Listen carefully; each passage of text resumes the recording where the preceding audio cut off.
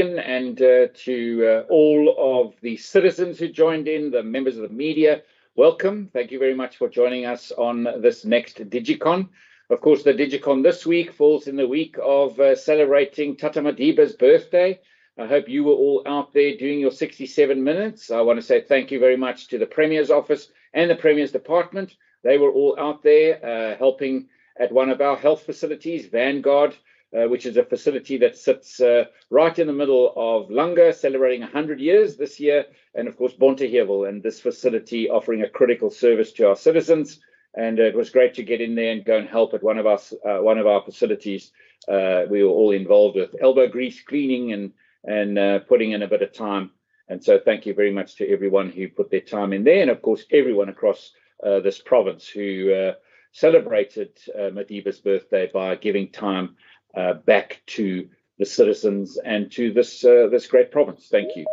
I also want to just recognize another day, and that's today. It's World Drowning Prevention Day.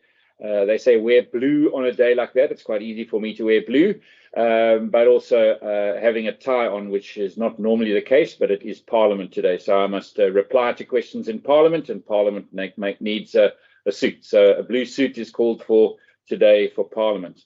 I also want to just, before we get into the detail of today, and I'll maybe say a bit more before we introduce Dr. Cloete, but it's quite nostalgic to have Dr. Cloete back here again. I don't know how many Digicons we did all together during the pandemic, but great to have you, Dr. Cloete. And before I hand over to Mr. Lester for his regular input, I just want to say that in traveling across the province and going to various facilities, I was in George the other day looking at investment into water. Of course, we've got to keep on investing in infrastructure, maintaining infrastructure. But you know that this government made 87 million rand available to our municipalities for emergency generation systems. And it really hit home when I went to go and have a look at the size of some of these generators that are being put in place. So I was at a generator that was put in place at the waterworks to make sure that when the power goes down, water is still available to our citizens. And you know, a 3.5 million rand generator is a massive generator. You don't just go down to your local generator store, pick it up and go and plug it in. It needs engineers, it needs construction people, it needs specialists in making sure that it has the proper data systems on when to turn on and when to turn off. And it really hits home that fixing the energy problem is not just switching a switch. It is a long-term investment. And this is something new that we are all busy doing in this province. And that's why we hold these weekly Digicons, to keep you updated, the citizen in this province, as what is happening where. And I know you all want this to be a quick fix. Unfortunately, it is not going to just happen in a mere month. It happens over a period of time. As Alvi will say now, our target over the next 10 years odd is 5,700 megawatts. But that takes time to put in place. And we must all just understand that. And it is going to be tough, especially now. We could see, again, we thought a bit of reprieve because Eskom was not maintaining their plants. They were giving the winter reprieve. We all thought, wow, this is great. And within a day, you're straight back to level 6. So we've got a very, very fragile energy system, and it's not a quick fix. It will take time. But I can assure you that's why we're doing what we're doing. That's why the budgets are aligned to what we're doing, because we've got to make sure that now, as a province and as municipalities, we are investing and enabling private sector investment, along with yourselves as the citizen, to put power back into the grid and to enable our energy system for growth, for jobs, for the economy, and for our everyday lives. But thank you very much once again for joining us. And I'm going to hand over to Alvi, who'll give us our regular update and kind of where we are in the ecosystem of energy provision for the citizens and for the economy of this province. Alvi, thank you very much, and over to you. Good morning, Premier. Good morning, colleagues, and to the media and the public that have joined us in the Digicon this morning. So yes, load shedding came back with quite a vengeance in the last week. And I think we were becoming a little bit comfortable, and I think almost accepting that lower levels are better than no load shedding. So I think I must just sound that warning that even if the levels reduce, I think we should still be pushing for no load shedding as opposed to lower levels of load shedding. But yeah, just a reflection on what's happened in the last week, and let me maybe just share some of it through the presentation as well. And sorry, once again, just a reminder of, again, our targets that have been set, the programs that we've got in place. And I think as we go along, I'll give more and more sort of updates on the programs as well. So last week, what we saw, and if we look at the energy availability factor, you would see that that number dropped, and that number didn't drop significantly, but I think was critical in this particular slide. And if you look at it, it's really the unplanned outage factor, the third line that we're looking at there. And you can see that that increased from the 28.28% to about 32.62%. Now, what that meant is that more plant actually went down than Eskom expected. So this contributed significantly to the stage increase of load shedding. And then there was the obvious factor that we did have coal spill across the country again last week and this week. So you would have seen an increase in demand, but you'd also see the unavailability of plant increase as well. Now, these two factors have been the major contributors again to the increase in the load shedding stages. I think the other consideration or factor that we need to be aware of is that Eskom has been running its diesel OCGTs, the open cycle gas turbines, quite heavily. They've been running them not as peaking plant, but as baseload plant. And I think the risk with that is obviously that you then start to use up your diesel budget a lot quicker than you had anticipated. So they get a budget for the year. And I want to guesstimate and say that you probably find that before the end of the third quarter of the year, that a lot of that budget would have been used up already. And again, it's when you're running open cycle gas turbines as baseload as opposed to peaking plant. You can see the other outage factor in this slide in the table. The other outage factor didn't feature significantly in the last week, only 2.29%, which is very low, which meant that plant breakdown was the primary factor that affected us in terms of load shedding stages. If I look at the week ahead and I look at the prognosis again, so if I look at the week of the 25th of July, again, very optimistic in the initial plan. It said we're going to have no load shedding. My expectation is that is highly unlikely. We will likely stay between stages 4 and 6. And I think that this will probably carry on for a bit longer. I think there are further concerns. I think there is some risk. I think it's been noted in the media. I think the Premier's also commented on it, that the risk of Koeberg Unit 1 not returning before Unit 2 has to go on statutory maintenance. I think that is a significant risk, not only to the national grid, but especially to the Western Cape grid. And I think we need to be checking what the response is from Eskom in terms of the plans around either bringing Koeberg Unit 1 back into service, or the alternative options available in terms of energy supply that will make up the deficit when Unit 2 goes down. But for the week ahead, again, definitely stages 4 to 6 anticipated. There's been no indication that there's been significant improvement in plant on Eskom's side, so I expect we'll stay in these stages. So Premier, it looks like we're going to have another heavy week ahead of us. And I think the public, we should just plan around those things. But thank you very much, and back to you, Premier. Very much, Alfie, and obviously these are the kind of planning tools in the midst of this crisis to try and enable you to make choices, decisions over the next week, but also over the next term. Those of you that are able to invest, continue, please look at investing in systems that are on the grid or go back into the grid and not totally off the grid. We need to make sure that we are also all playing a part to building the future robust ecosystem of energy.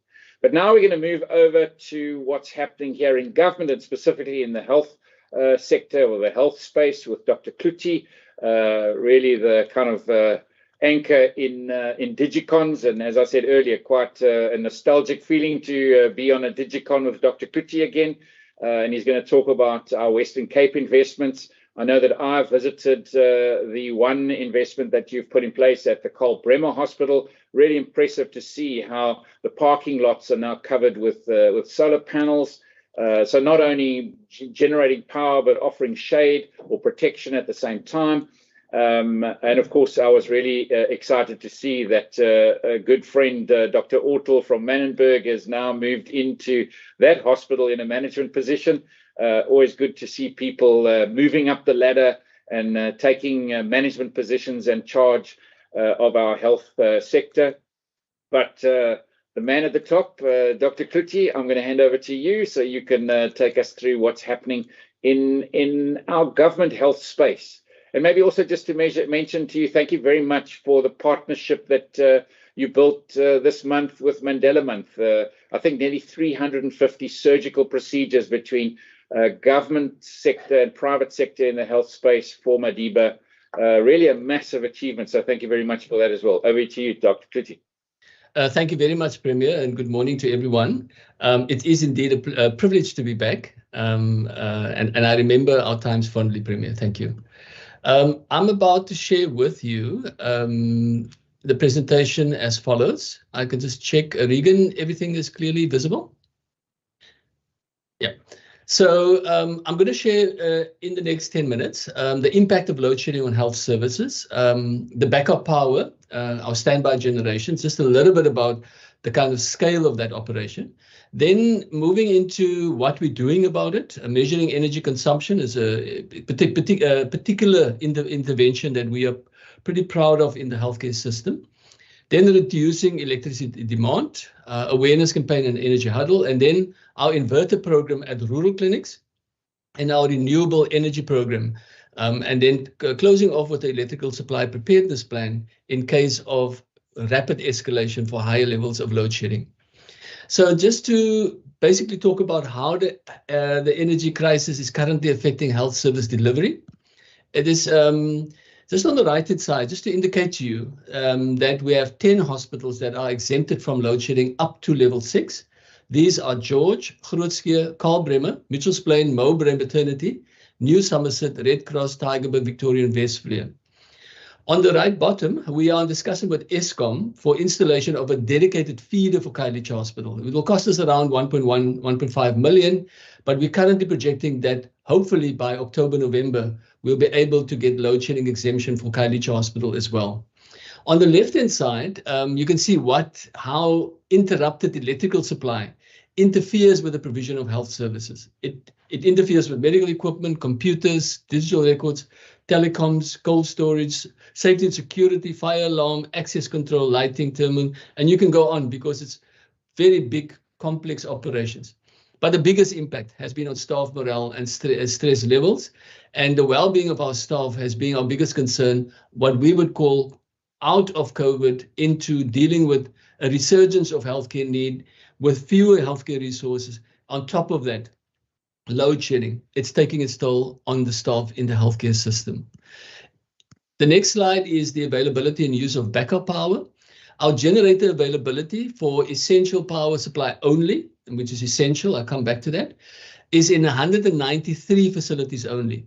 But due to financial and human resources lack, we cannot afford to install and operate standby generations in an additional 278 other facilities, of which 168 are smaller clinics and 110 others are offices, EMS bases, and a range of other facilities.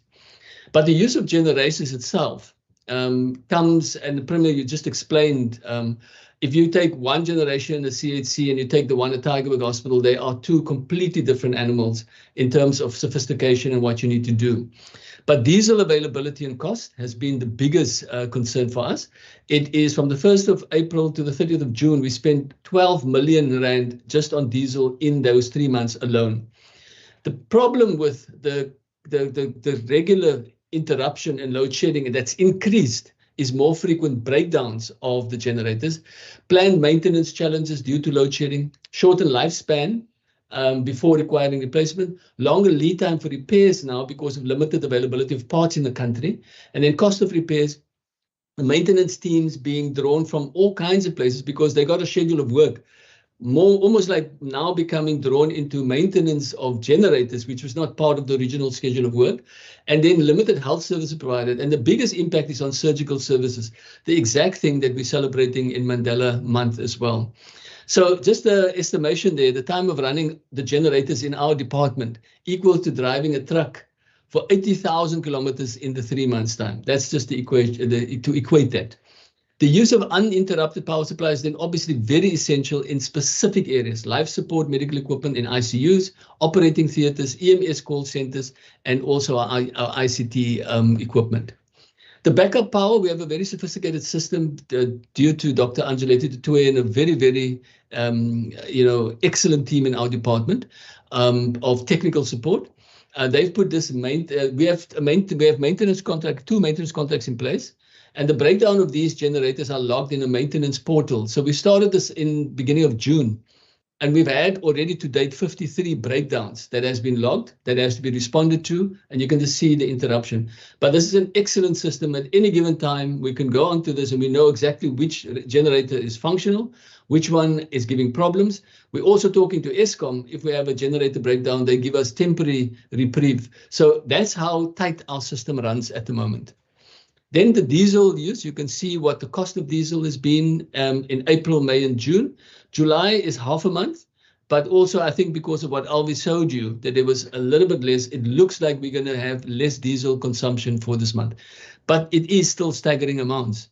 That in the month of June alone, we spent 5 million rand in our department, which was not budgeted for this, on diesel. Measuring the energy consumption is a project that we're very proud of. The team has started it a few years ago. We have smart meters in 68 of our hospitals and larger PHC facilities.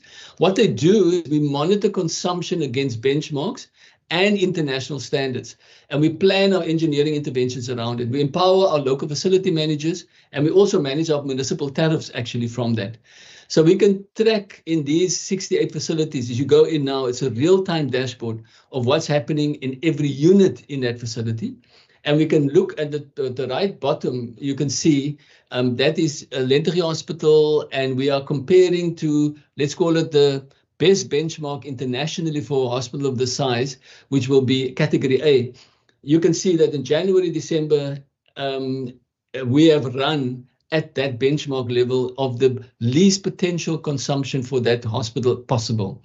And we can see how we use this dashboard to bring consumption down in each of these bigger facilities. The benchmarks are typically energy consumption based on how many kilowatts you use per bed per day or year, or kilowatts per square meter per day or year. And it ranges from about 40 kilowatts per district hospital to 80 in the central hospital for kilowatt per bed per day. Reducing the energy demand, then we also have now where the facilities are exempted in City of Cape Town and George Municipality, we're working on load curtailment to reduce consumption during load shedding. So it's quite an important thing that while load shedding happens of energy, so we need to be able to contribute to our blunting of the peak. So we have hot water generation systems, central sterilization service department operating times, laundry, autoclaves. Those are all the biggest consumers, and we can manage them to reduce the energy demand at peaks and actually modulate them because of the smart meters available in these places. Our awareness campaign and energy huddles is throughout our entire department, from the smallest facility to the biggest one. And then we're very proud of something called an energy huddle. Our teams meet 3 times a week, every Monday, Wednesday, and Friday, 7:30 to 8 in the morning. And technical staff is on this call, operational managers there. It's for real-time problem solving, risk identification, risk mitigation, dashboard monitoring, but it's really connecting the entire province as a very unique thing that actually came out of our COVID interventions. Our inverter program at rural clinics, we're currently in phase 1. We plan to have 51 clinics. Now, you remember of the ones that do not have generators, the smallest facilities. The idea is to start at the smallest facilities in the remotest areas and work our way back to the city. But we plan to have 51 clinics against a budget of 37 million to have installed inverters and lithium batteries. So 9 facilities already have that. 42 more is in planning. And by the end of March, we want all 51 to have. So in Garden Route, Amaliestain, Ietu, George Central and Slangenrivier, small clinics with currently have running on inverters and lithium batteries, and they provide the seamless essential power supply during load shedding. No interruption in those facilities now. In West Coast, it's Elandsbaai, Graafwater, Paternoster and Riebeekasteel. And then in Overberg, it is Genadendal. Our renewable energy program, we're planning to install solar photovoltaic embedded generators at 15 hospitals for a combined total peak generation of about 5 megawatts. And it's part of our ESCO. The installation is planned to be completed in 3 facilities in this financial year. So on the right-hand side, you see the 3 highlighted. So by March, Easter River should have the system in place. Paarl should have it in place, and Red Cross should have it in place. The renewable energy produced will assist the energy demand curtailment plan, and the renewable energy will be expanded to all other health facilities as the resources become available. At the bottom is just an explanation of what these photosensitive panels are and how the system works to generate. And you could actually add batteries to it as well, which then makes it invert a hybrid system as well. Our electrical supply preparedness plan is something that we've worked with the disaster management system for a long time. And this is really part of really bringing something that we've learned in COVID as well. This preparedness plan outlines all the activities and the escalation we will do. In COVID, we had escalation levels. If this happens, we do that, we trigger that. If this happens, we trigger that. If level 7 comes, we'll trigger the following. If level 8 comes, we trigger the following. The plan outlines the steps to be undertaken so that if in the very unlikely event of a blackout, we will still be able to maintain key clinical services. The internal resilience required, particularly to making sure that there will be essential supply of diesels, the mitigation of risk of external supplies, which we are completely dependent on, like pharmaceutical supplies from companies, the laboratory services, blood transfusion services. We're working with their systems to make sure that that never gets interrupted. And then the maintenance communication will then become quite crucial. And the command control capability, gold, silver, bronze command, which we put in for major incidents in our system. So as with COVID, this plan will be integrated with the activities of the private healthcare providers, as well as the provincial disaster management system. So what you can hear in summary, what we are explaining to you, a lot of the components of this plans are already active. And what has proven to be helpful is all these cordial working relationships that exist between officials in our department, Eskom, the City of Cape Town, and various municipalities. So I really would just like to commend the team of people in the healthcare system that has done amazing work to be able to keep the healthcare services at a certain high quality level, irrespective of the disruptions of load shedding, and continue to arrive at work to give the best that they can do for the citizens of this province. Thank you, Premier. Cool. Thank you very much. I'm going to hand straight back to Regan. Thank you, Dr. Cloete. We'll now open the floor to questions from the media. I do note I have received a few questions already, and I've been noting them down here. So while I wait for any further questions to be posed to the panel, let's deal with these ones so far. So the first question is directed towards you, Doctor, and Mr. Lester, I think you may want to also weigh in on this. I think it's a question of semantics, really. People, we tend to get a bit confused out there with all the lingo around load shedding and the like. And the question has been asked here, what exactly is meant by an exemption in the context of the health system? So when we talk about a clinic or a hospital being exempted from load shedding, what exactly is meant by that? And how does the department go about achieving that? So maybe we could just deal with that question first. Thank you to you, Dr. Cloete. Thank you very much, Regan. Excellent question. You see that I qualify the exemption that we've negotiated. And I'll give a little bit of history on this, not too long.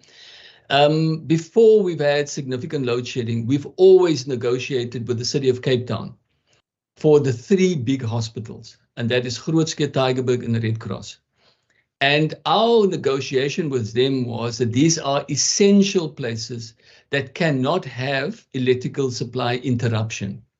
So what the City of Cape Town then does, or has done for those 3 hospitals, up to level 6, and we've not breached level 6, what they do is they then see on which part of the circuit does Grootskeur, Red Cross, and Tygerberg fall, and then when the load shedding kicks in and the area is supposed to be load shed for that area, they exempt that specific zone within which the hospital is from load shedding. What that means is, because depending on what your supply line to that area is, that hospital is, people in the surrounding areas, probably around that hospital, then does not experience load shedding like their family members or colleagues or friends across the area, because they are in the drainage area or catchment area of the hospital. That's what's meant by exemption. How we go about it, we've started with the 3 big hospitals, Grootskeur, Tygerberg, Red Cross. Quite interestingly, Red Cross, that zone where Red Cross is in, is actually quite a big zone. And the city has came back to us and said, look, they have to now subject that zone to load shedding, but they're negotiating with everybody in the zone to say that they can do load containment. And then they've granted our request for exemption again in that area, because they got sufficient, let's call it, a reduction of use in that area surrounding Red Cross to be able to grant that exemption to us again as of last week. We then went and asked them for all the other bigger hospitals, and the balance of those other hospitals, most of them are in the City of Cape Town. They had to examine each one of those. What is the drainage area around, and what is the implication of exempting that hospital from load shedding when it is supposed to hit that area? They could grant it us to most hospitals, Mitchells Plain, Victoria, you saw the list there. But when it comes to Cloete, which is in the Eskom drainage area, Cloete is so embedded in that grid, it was impossible to isolate Cloete and to give the exemption. That's why in Cloete we run, it's probably one of the places where we have the highest generator thing, because Cloete is subjected to the load shedding as it comes. But therefore, we're currently looking at the engineering solution to have a dedicated feeder line to Cloete, which will cost us about 1.5 million. But when that's in place, then Cloete can be exempted because it's been extricated out of its drainage area. Thank you very much. Thank you, Mr. Leslie. If you have anything to add before we get to the next question. Oh, thank you, Regan. So yes, NRS 048-9, which is the regulatory standard that deals with load shedding, allows for exemption requests, particularly for essential services. The license holder, which is either in this case the City of Cape Town or Eskom, must then apply themselves in terms of whether they can exempt that facility and technically if it's possible or not. In the case of Cloete, because it's so embedded in the network, it's almost impossible to ring-fence the Cloete hospital from the rest of the network. However, with a dedicated feed, it would then be possible to isolate the hospital. I think the city's approach was slightly different in that it then moved to a curtailment approach as well, beyond just exemption, which really means that all customers on that feeder that the hospital shares are then approach to ask if they can look at a saving, and that saving ranges between 10 and 20% of the energy. And if they're able to save that 20%, then that feeder gets exempted on the basis of curtailment. So I think the last judgment that we had was in fact that, you know, all essential services, particularly hospitals and clinics, would then be considered for exemption. And I think now the question is, what are the options available to be able to exempt these facilities? And those could be curtailment, it could be dedicated feeds, it could be a solar solution, it could be even generators. But the idea would be to try and get these critical facilities out of the load shedding schedules. So yes, there is an allowance made within the regulatory standards for exemptions to be applied. Thanks, Regan. Thank you. There's a follow-up question to that. Someone has asked, why can't all health facilities in that case, whether they're big hospitals or small rural clinics, why can't they be spared from load shedding altogether? if I may, it would probably be a bureaucratic headache, and there's an issue of infrastructure. So maybe we could just put that to the panel generally. Regan, can I respond? So I think the first challenge is just the practicality of can we do it, and how embedded these facilities are.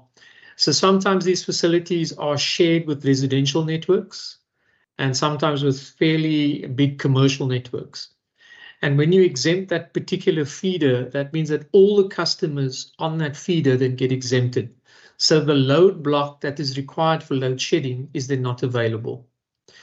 So the alternative to that is to say, can you separate that facility and put it on its own line, exempt that facility, and then the rest of the feeder can still form part of the load block for load shedding.